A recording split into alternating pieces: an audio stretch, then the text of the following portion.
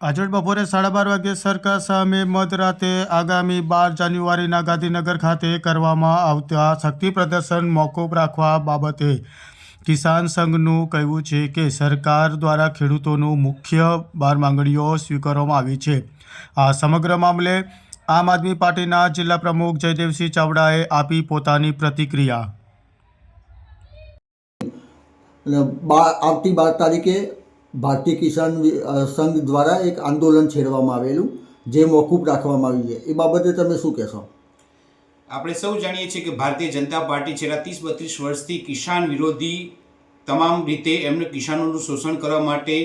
દરેક હથકંડા અપનાવ્યા છે અને આના અનુસંધાને જ્યારે કિસાન સંઘે જ્યારે પહેલ કરી ત્યારે ખેડૂતોને એક આશા બંધાઈ કે ચલો આપણી રજૂઆત થશે અને 197 જે માગણીઓ ખરી એ તાલુકા પંચાયત, તાલુકા લેવલે, જિલ્લા લેવલે, રાજ્ય લેવલના તમામ ખેડૂતોએ પોતપોતાની રીતે પ્રશ્નો, પોતાના રજૂઆતો કરી છે અને એ રજૂઆતના અત્યારે જોઈએ તો છેલ્લા 30-32 વર્ષથી ભારતીય જનતા પાર્ટી એ કિસાન વિરોધી પાર્ટી છે અને કિસાનો ઉપર અત્યાચાર કરવા,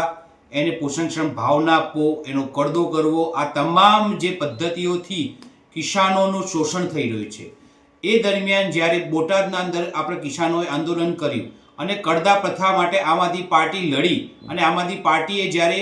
એની લડતના અનુસંધાને જ્યારે કડદો બંધ થયો એ અમારી માગણી સંતોષ છે, પરંતુ ભારતીય જનતા પાર્ટી જે રીતે અન્ય આંદોલનો કચેડવા માટે માહેર છે એ રીતે જે રીતે આપણે જોઈએ તો કિસાન સંઘનું જે આંદોલન કરવું એ એના નેતાઓ સીબીઆઈ, ઈડી, પોલીસથી ડરી ધમકાવીને ભારતીય જનતા પાર્ટીએ એને દબાવી દીધા હોય એવું પણ બની શકે છે, અથવા તો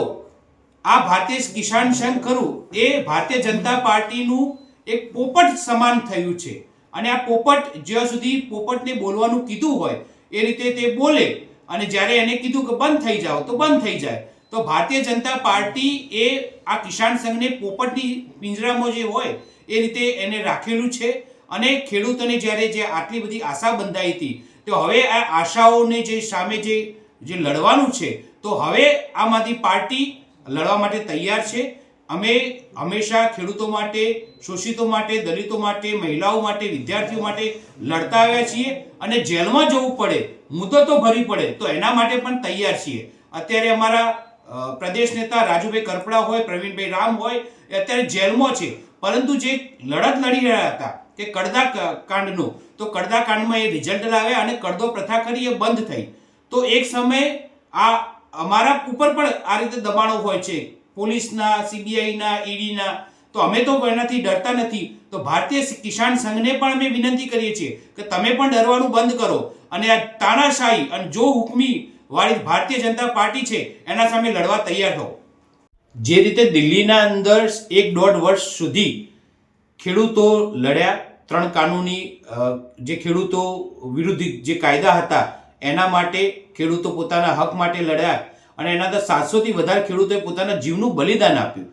આટલું બધું આંદોલન હોવા છતાંય જ્યારે મોદી સરકાર એમના સામે ઝૂકી નહોતી તો અત્યારે ખાલી ભારતીય કિસાન સંઘે ગુજરાતના અંદર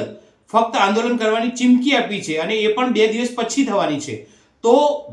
ગુજરાત સરકારે એમને કયા આશ્વાસન આપ્યા છે આ પણ પ્રશ્ન થાય છે કે જો આશ્વાસન આપ્યા છે તો ગુજરાત સરકાર પાસેથી આશ્વાસન લેખિતમાં લેવા જોઈએ, કારણ કે ગુજરાત સરકારે અગાઉ કેટલાય આશ્વાસનો આપ્યા છે જે ફળીભૂત થયા નથી હાલની તારીખે પણ। તો ભારતીય કિસાન સંઘે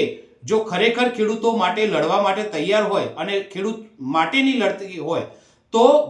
ગુજરાત સરકાર પાસેથી લેખિતમાં એની માગણી સ્વીકારવી જોઈએ। જો આ નથી થતું તો આપણે સૌએ માની લેવું જોઈએ કે આ ભારતીય કિસાન સંઘ ખરું એ ભારતીય જનતા પાર્ટીની એક પાંખ છે અને પાંખ તરીકે કામ કરી રહી છે।